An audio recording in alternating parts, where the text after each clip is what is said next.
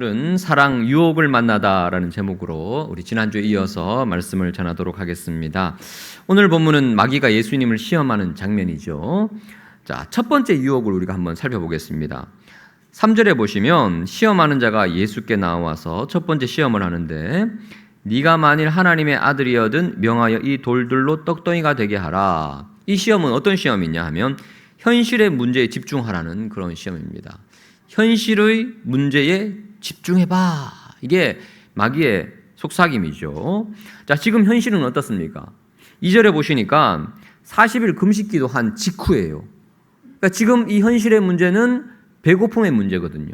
이 배고픔의 문제를 빨리 해결해봐. 이 돌들로 떡덩이가 되게 하라는 겁니다. 여기서 질문. 여러분, 예수님은 돌들로 떡덩이가 되게 할 수 있는 능력이 있습니까? 없습니까? 있어요. 예수님은 돌을 충분히 떡으로 만들 수 있습니다. 천지 만물을 지으신 분 아닙니까? 오병이어 기적을 통해서 5천 명을 배부르게 먹이신 분이잖아요. 그러니까 충분히 하실 수 있습니다. 그러니까 유혹이 되는 거예요. 하실 수 있는데 그걸 하라고 부추기는 것 유혹입니다. 자, 만약 우리가 돌을 떡으로 만들라 가능합니까? 우리 안 돼요. 그러니까 마귀는 우리에게 그런 유혹하지 않습니다. 돌을 떡으로 만들어봐.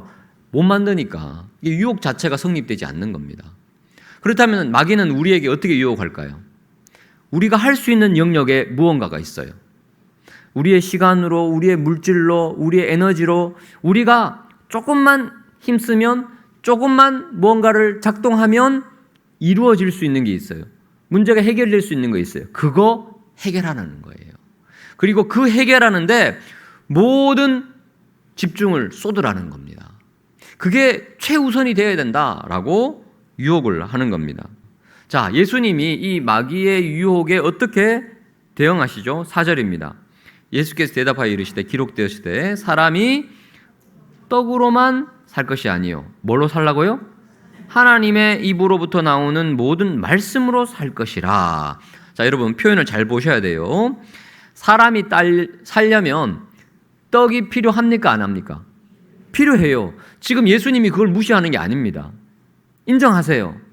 떡이 필요하지. 하지만 사람은 떡으로만 사는 게 아니라는 거예요. 그 이상에 무엇이 있어요? 뭡니까? 바로 하나님의 영광을 위해 사는 겁니다. 하나님이 우리를 그렇게 지으셨어요. 고린도전서 10장 31절 말씀 같이 읽어볼까요? 시작.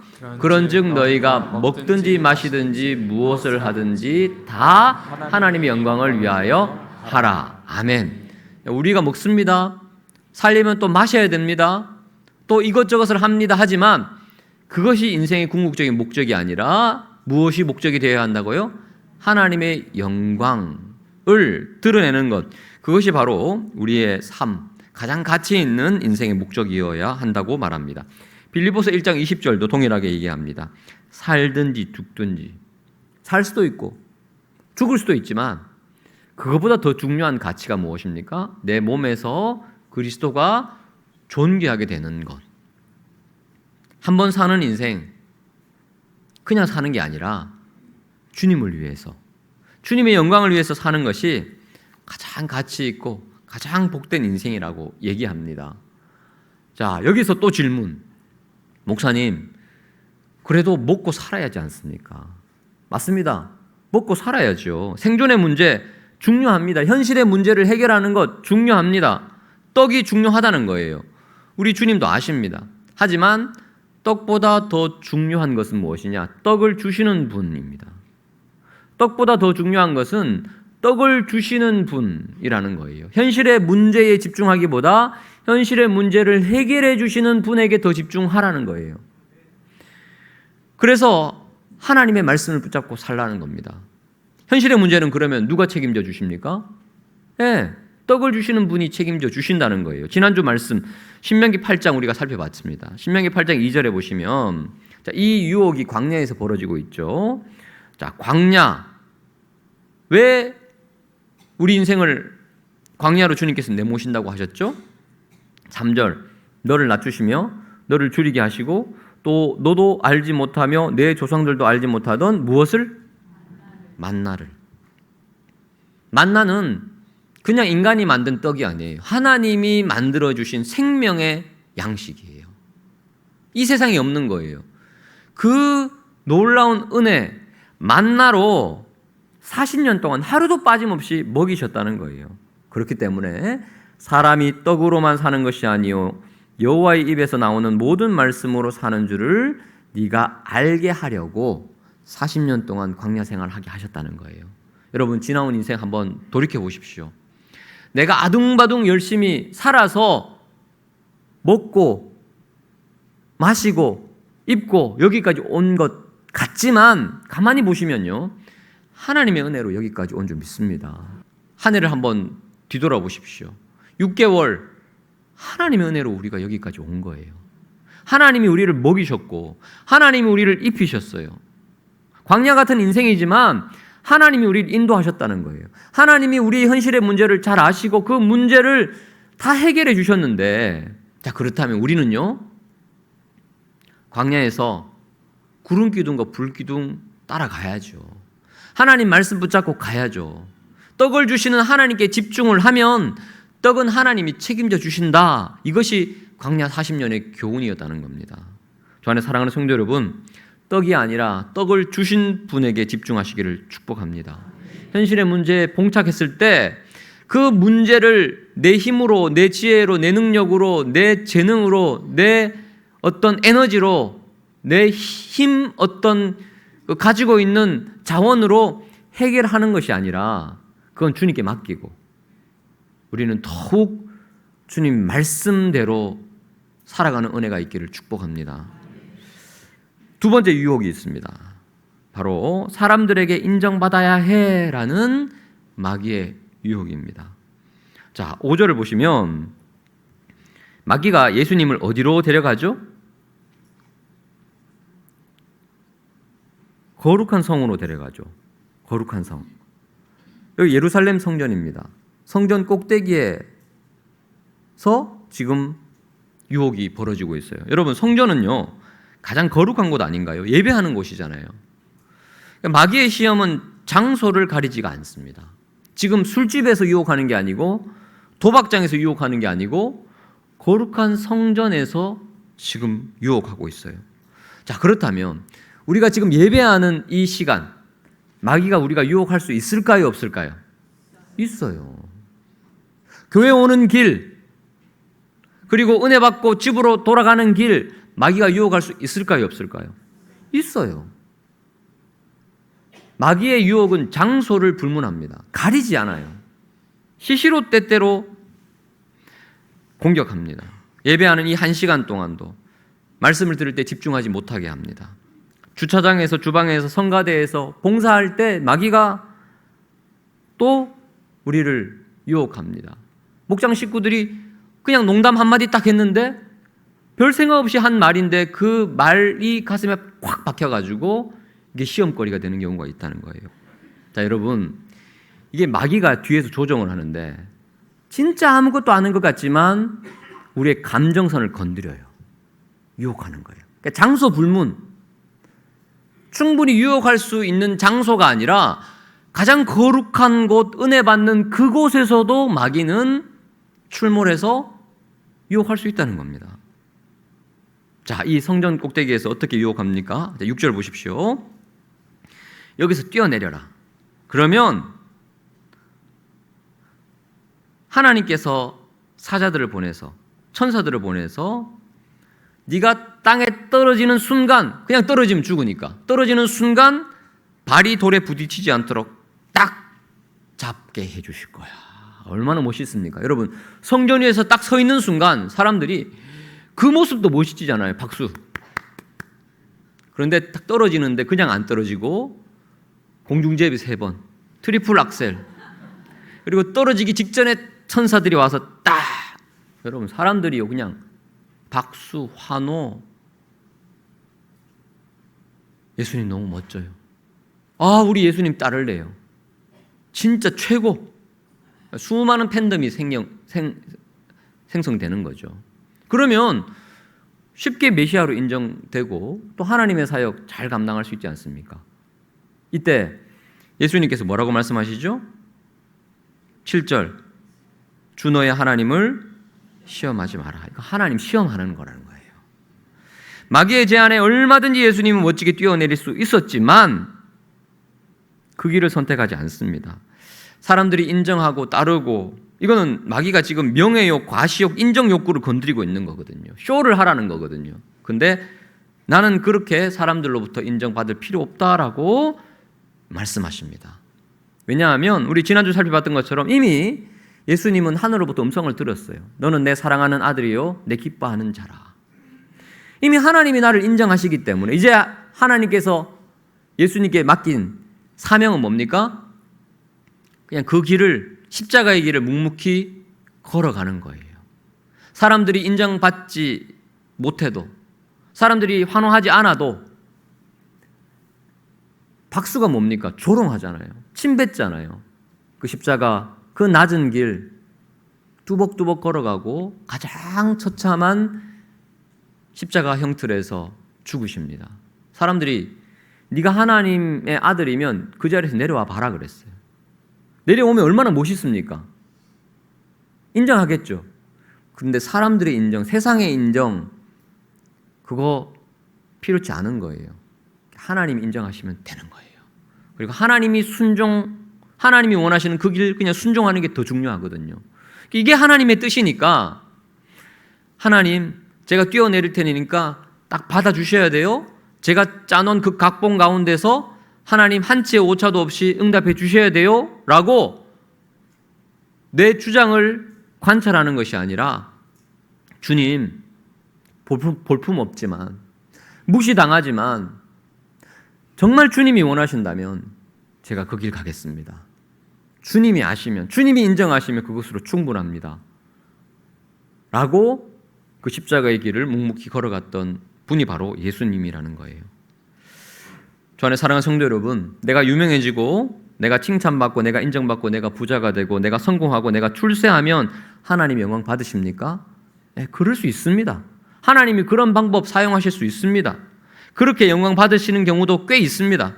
하지만 그것조차도 내가 주장하고 내가 하나님께 반드시 이루어져야 된다고 요구할 수는 없어요. 모든 것은 주님의 주권입니다. 우리는 그저 묵묵히 순종하는 거예요. 그래서 예수님은 화려한 성전 꼭대기에서 뛰어내려서 인정받기보다 가장 비참한 골고다 언덕 십자가에서 달려 죽으시는 방식으로 하나님께 인정받았습니다. 그것이 하나님의 계획이자 뜻이었기 때문에.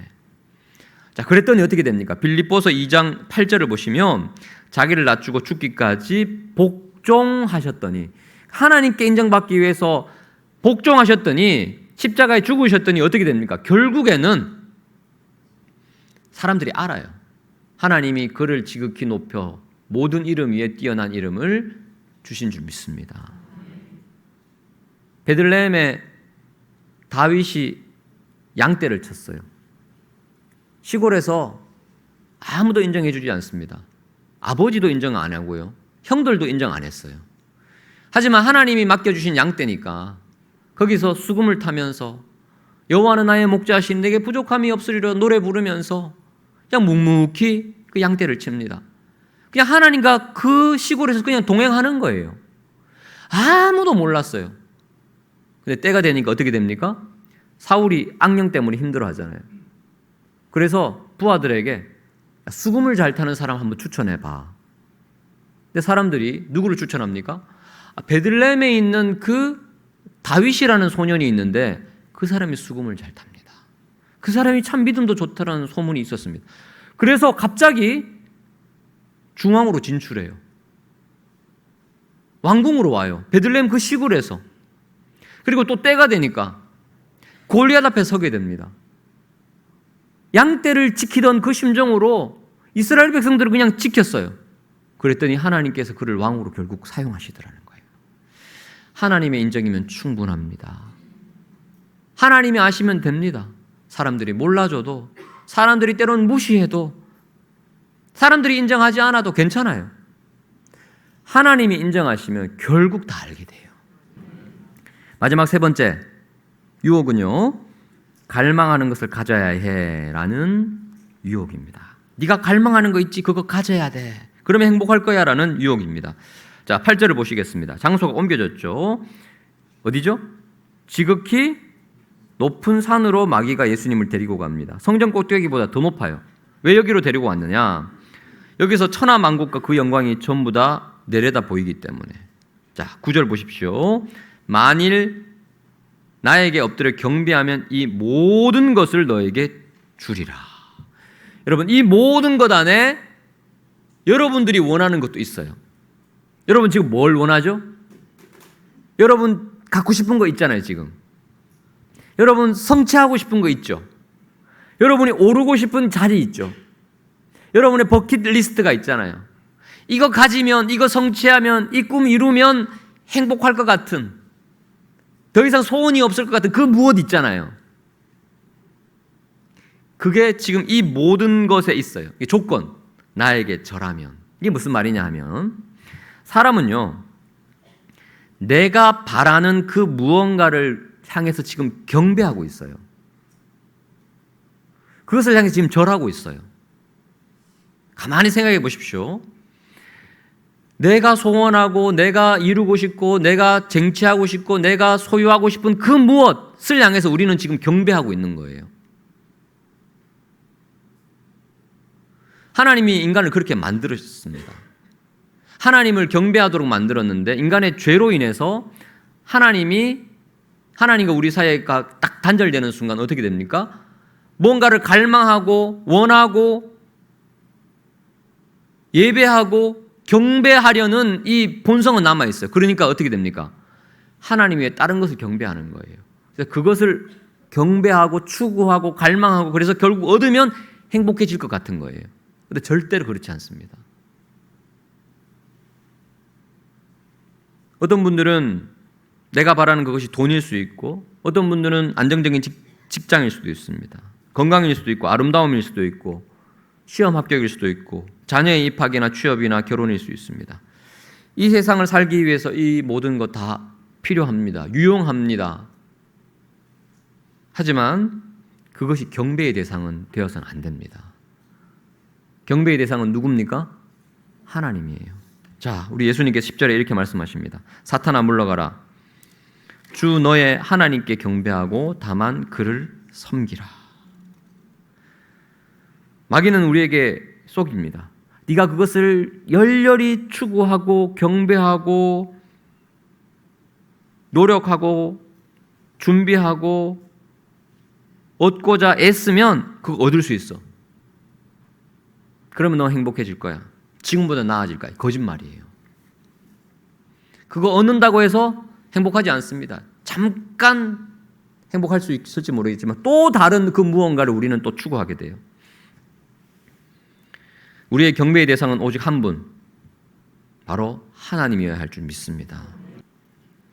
올 한 해 우리 교회 표어가 뭡니까? 최고의 하나님께 최선의 예배를. 왜 예배가 중요합니까? 예배하는 순간 그렇지, 나의 예배의 대상, 나의 경배의 대상은 하나님이지. 그걸 깨닫게 되는 거예요. 다른 모든 것은 상대화되는 겁니다. 내 삶이 안정적으로, 내 삶이 다시 자리 정돈하는 거예요. 삶의 방향이 바로 잡히는 거죠. 여러분, 하나님께만 예배하고 하나님께만 경배하고 하나님께만 엎드리신 여러분 되시기를 축복합니다. 다른 것, 내 삶의 우상으로 혹시 남아있다면 여러분 상대화하십시오. 주님, 제가 하나님으로만 만족하겠습니다. 그 고백을 예배의 시간에 드릴 때 다른 모든 것들 하나님 우리에게 풍성히 더해 주실 줄 믿습니다. 결론적으로 예수님이 3번의 유혹을 다 물리셨습니다. 승리의 비결이 어디 있습니까? 자, 4절, 6절, 10절에 반복되는 단어 한번 보세요. 예수님이 3번의 유혹을 다 물리셨었는데 우리에게 없는 어떤 초자연적인 능력으로 이기신 게 아니에요. 어떤 방식으로 이기셨죠? 4절, 6절, 10절에 기록되었으되라는 표현 찾으셨습니까? 이미 성경에 기록된 하나님의 말씀으로 마귀를 대적하니까 마귀가 쫓겨나요. 힘을 못 써요. 자, 여러분, 그러면 우리도 이길 수 있잖아요. 예수님이 우리에게 없는 어떤 초자연적인 능력으로 마귀를 쫓아내신 게 아니에요. 기록되었으되, 이미 기록된 하나님의 말씀으로 선포했더니, 말씀으로 입각하여서 마귀에게 대적했더니 마귀가 쫓아나는 거예요.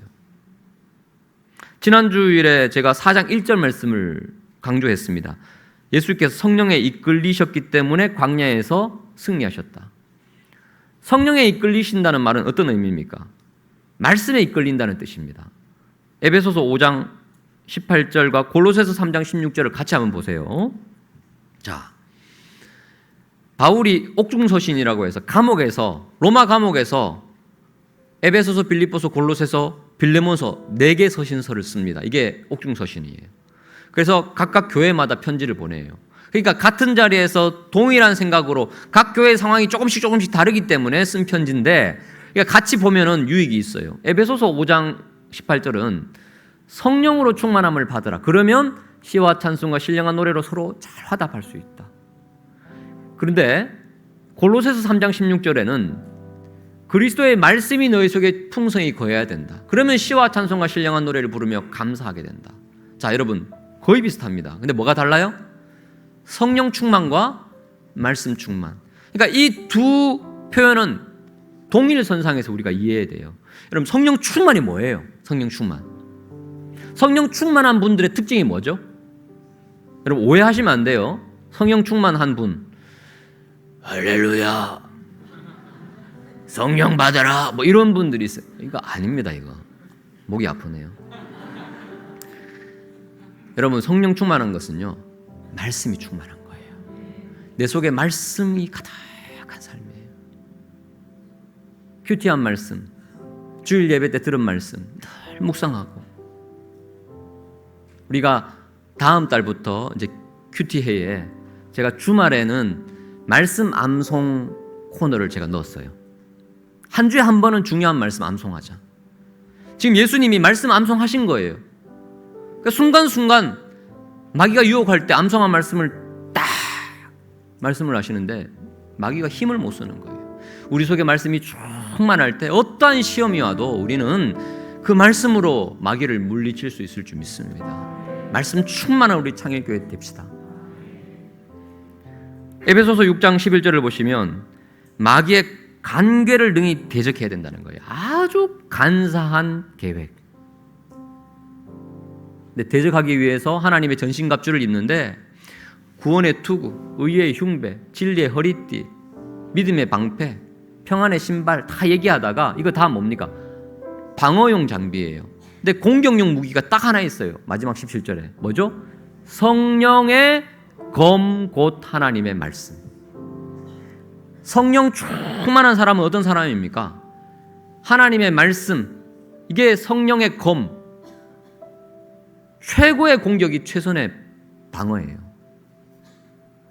그래서 마귀가 유혹을 해오는데 너 마귀냐?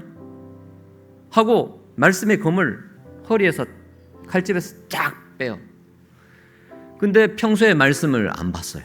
말씀을 암송 안 한 사람은 딱 뺐는데 보니까 파리바게뜨 빵칼이에요. 이걸 어떻게 이깁니까? 근데 어떤 분은요, 허리에서 칼을 딱 뺐는데 이순신 장군 칼 같은 거예요. 그러면 그냥 딱 드는 순간 마귀가 쫓겨나는 거예요. 말씀이 충만한 사람, 늘 말씀을 가까이 하는 사람, 그 사람은 이길 수 있다고 우리 예수님께서 오늘 말씀을 통해서 교훈해 주십니다. 말씀 충만한 성도들, 우리 창일의 모든 권속들 되시기를 축복합니다.